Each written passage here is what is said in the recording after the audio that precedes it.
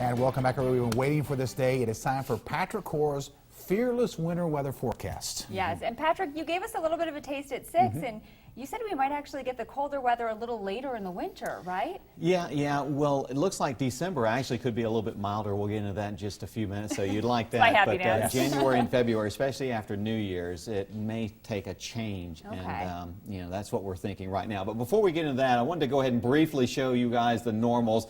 And basically, it's telling us that January normally is our snowiest and coldest month. But I wanted to go ahead and set up the kind of situation on what we're thinking will happen winter 2015-16.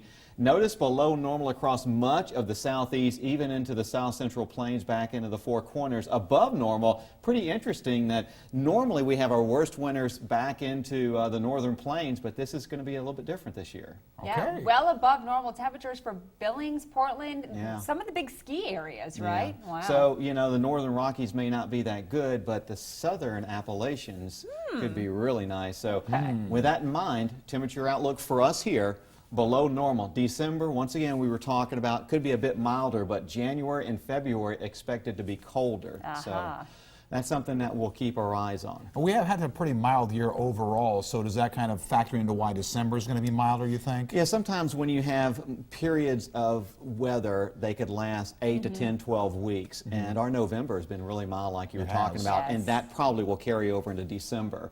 On the precipitation forecast, though, once again, December, January, and February, notice how wet it may be along the southern Gulf Coast. This is that El Nino weather pattern that typically sets up, and we have a strong El Nino forecast for the next several months.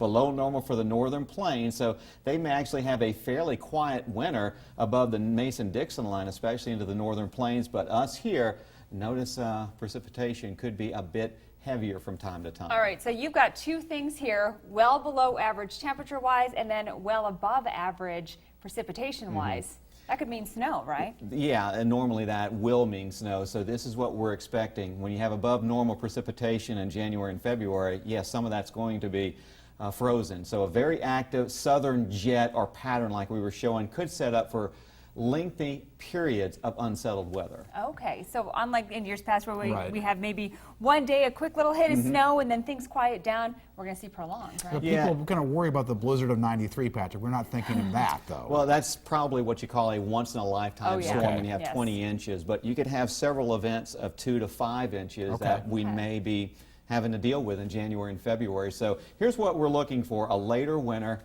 Southern storm track, that's something we'll keep our eyes on. Cold daytime highs, and we may have a big season when it comes to the ski resorts. Okay, that's one positive. I like seeing that positive in there. Yeah, and finally, here's what we're expecting. 4 snows of 1 inch or more in the valleys, most likely north and east. That normally happens 2 times in the mountains, so up to 8 inches, or excuse me, 8 events maybe into the mountains.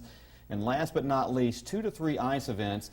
And this is something I'm concerned about. We could have a major ice storm somewhere in the southeast. We haven't had one around here, but unfortunately we're due. It's really been a long time since we've had a last major ice event, so you got to keep thinking each year we don't have one gets us that much closer to the next time we do have one. Yeah, Lookout Mountain 1960, that's the date, and hopefully we won't have anything like that. But in recap, unsettled, cool, and potentially snowy, especially January, February. So a later winter then is what you're saying. That's what we're expecting. A later winter, but then lots of ample opportunities to make snowmen, right? So we'll enjoy that. We'll be right back. Stay with us.